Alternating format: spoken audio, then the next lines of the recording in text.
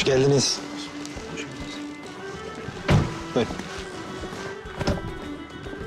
Canım nasılsın? İyi canım, sen nasılsın? Hayırlı olsun İdris Bey. Gel lan buraya. Hayırlı olsun. Abi vallahi bir şey yapmayacaktım. Hayırlı olsun sultanımız. Hoş geldiniz. İdris Bey. Hayırlı olsun. Öpmek yok mu? Aslan parçası.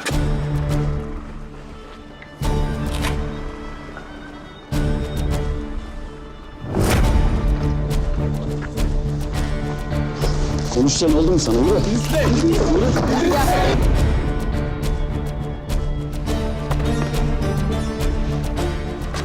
Feride Hanım, öpenlerin çok olsun. Hanımefendi. Hayırlı olsun. Ayarın dibi. Vallahi dibi. Babam, vallahi yapacağım. Hadi. Eski bir hesabı kapattı babam, unutmadı. Neden? Çünkü Koçovalılar unutmaz. Saygılar anacığım.